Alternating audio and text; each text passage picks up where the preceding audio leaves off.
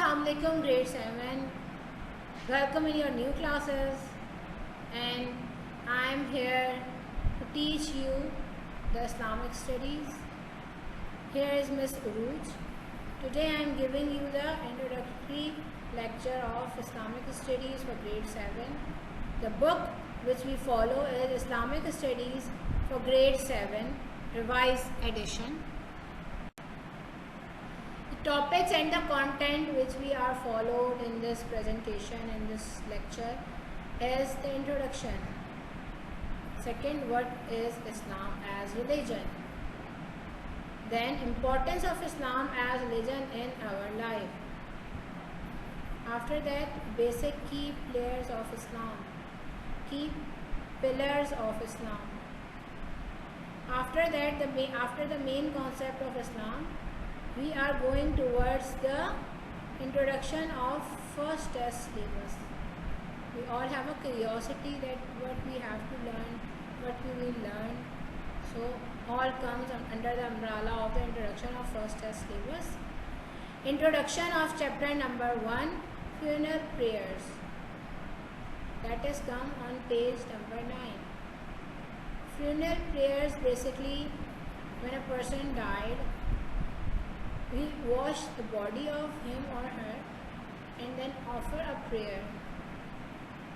That's called funeral prayer. Or you can say Janazah. And last I will give you some home task. Now class, first of all, what Islam is. What Islam is. What is Islam as a religion? Why we follow any religion? There are so many human are there on earth, and all they follow different religions.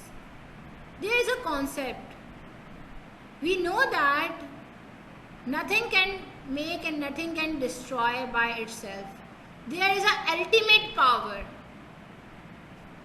There is an ultimate power of God, ultimate power of Allah. But Allah gives us some principles, some ways to express our fellowship towards Allah. Different religion follows different things. But the thing which Allah gives us, and Allah wants that we have to follow that path, it's simply summarized in the religion that name is Islam. Islam is an Abrahamic monotheistic religion that teaches there is only one God, and the Muhammad sallallahu alaihi wasallam is a messenger of God. Means kalma, la ilaha illallah Muhammadur Rasulullah. Allah is the only power, and Muhammad sallallahu alaihi wasallam is his last prophet or messenger. It is the world's second largest religion, with over 1.8 billion followers, or you can say 24.1% of the world population known as Muslims. Muslims make a majority of the population in 49 countries. So here is a concept of Islam. The main principle of Islam is Allah is the only one, and Prophet Muhammad sallallahu alaihi wasallam is the messenger, the last prophet of Allah. If a person accepts this, so he is the Muslim and he is following the religion of Islam. So here we are going to discuss that importance of Islam in our life. Okay, first we have to know that what is Islam is.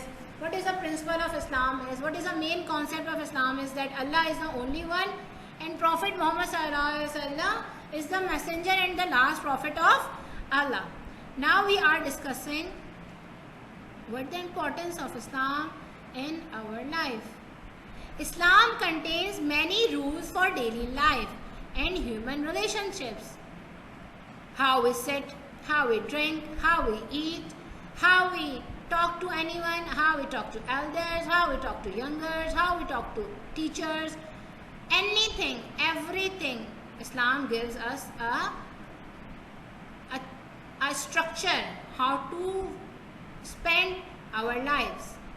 The first source of these rules is the Quran.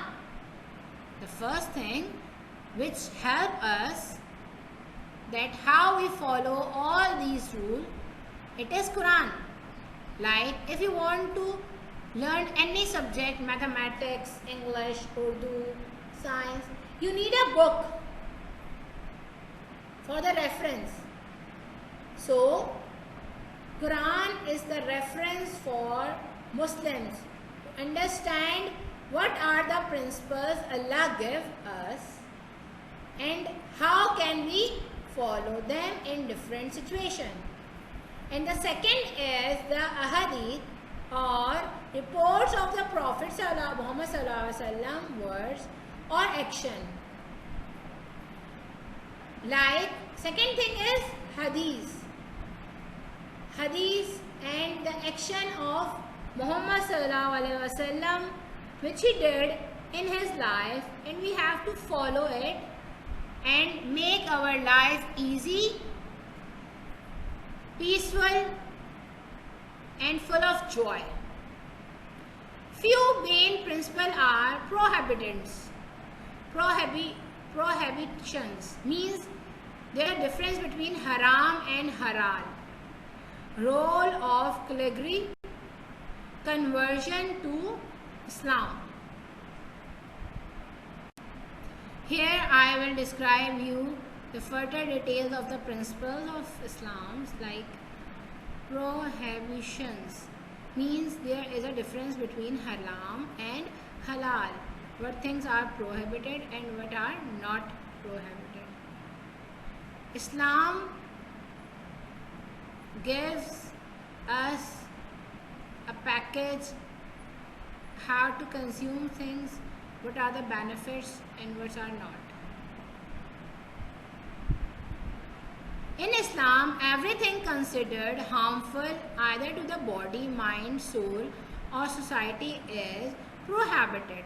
Prohibited means haram, while whatever is beneficial is permissible, means halal. Islam prohibits Muslims from consuming pork, alcohol or mind-altering drugs. Muslims are required to eat meat that is butchered and blessed in Islamic ways. Means butcher should cut it with the name of Allah. This meat is called halal. Muslims are also prohibited from gambling. You can say, like in Urdu, the gambling means is jua. Taking interest means sood. Fortune telling, killing, lying, stealing, cheating, oppressing or other abusing things. Engaging in some different bad habits. Some haram things are there. We have to avoid it. Now the next thing is role of calligraphy. Means there is no hierarchy in Islam or Muslims. There is nothing is here that a man or a person can decide. All the things are decided and written by Allah. If any person do any sin, anything that is prohibited, he or she should punished, but the way the Sharia, the Hadith, the Islamic scholar said. Last but not the least is a conversion to Islam. Muslims are encouraged people to convert into the Islam because Islam is a peaceful religion.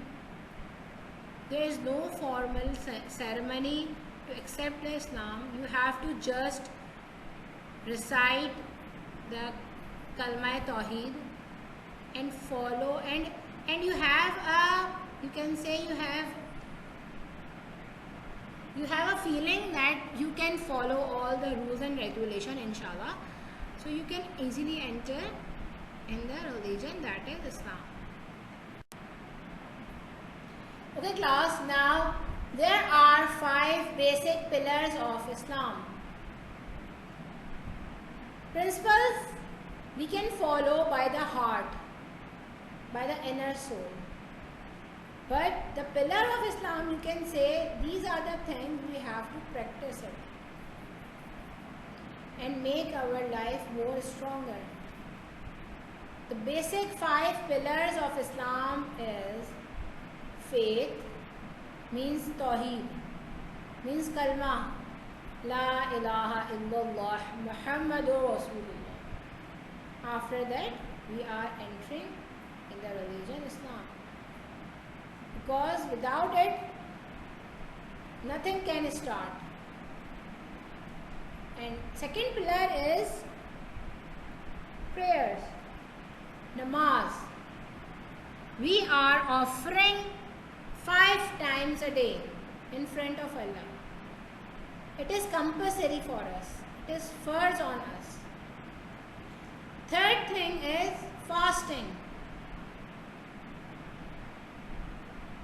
We are fast in the whole month of Ramadan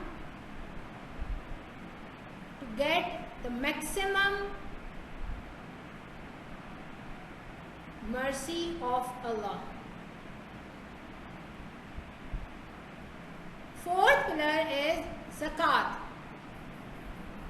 charity. Islam gives us the education that we have to give few, or you can say we have to divide our money or our things into small amounts, and we have to donate it to those persons who are needy, because by this it gives us a balance in our society. And Allah is also happy with this. The last pillar of Islam is Hajj. Every Muslim who have that money, who have that energy and capacity, have to do the Hajj at least one time in the whole life. Go to the house of Allah, perform all the principles which are followed in Hajj, and you can know, you know that after Hajj, it seems like we haven't do any sins. We are like a newborn baby. So these are the 5 pillars of Islam that help us spend our lives. In the next video, I have a video about the 5 pillars of Islam. You have to watch it because it gives you a brief explanation about this concept. Okay, class?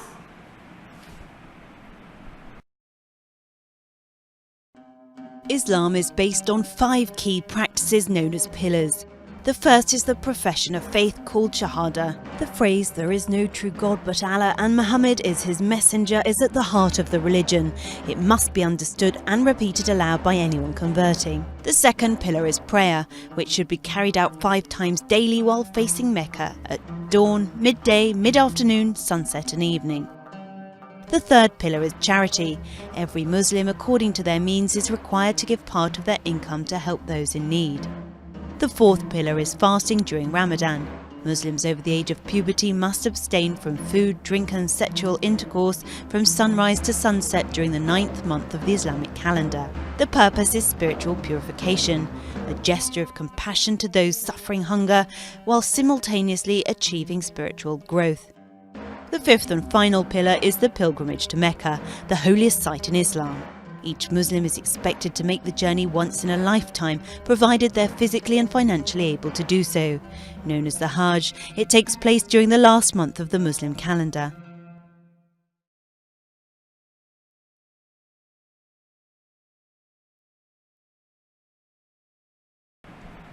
So class, after giving the introduction about the Islamic studies, the importance, the pillars and all that, we are moving towards the syllabus which we are followed in our first test. Topics that are included in first test are, like, we have to follow unit number 2, that is faith and worship, and the chapters that are included in that unit is chapter number 1, funeral prayers, chapter number 2, the necessity and value of prophethood, number 3 is zakat, and number 4, the last chapter, is about taqwa. So class, the introduction of chapter number 1, that is funeral prayers. What is funeral prayers is? Funeral prayer is after bathing and wrapping the body in a shroud, the body should be carried to the place where the funeral prayer is to be performed. The funeral prayer is held in the open or in a place built for that purpose, that is called Janazah. Those present for the funeral services should arrange themselves in a row behind the Imam. The number of rows should be odd. The Imam should occupy a position ahead of the first row in the middle, with the body of the deceased resting in front of him. The position of the dead body should be such that the right side of the body should be towards Kaaba. All these are the procedures and the principle we should follow for offering any funeral prayers of any dead body.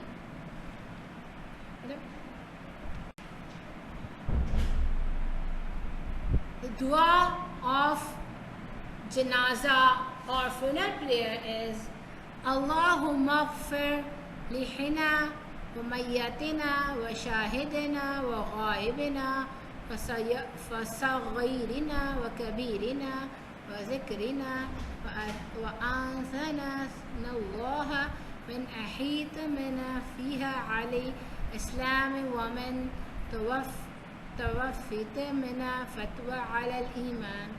We have to learn this dua because if we are attending any funeral prayer, we have to recite this dua, and we also know that dua, and we have also know the meaning of it. In the last class, I will give you a home task in which you have to read the chapter of funeral prayers completely. It will help you in the further discussion of the lesson. Review the background history of Islam and its importance on the links attached. These links help you to clarify the concept. Hopefully, we will see each other in the next lecture, and we will follow this chapter also. Inshallah. Take care.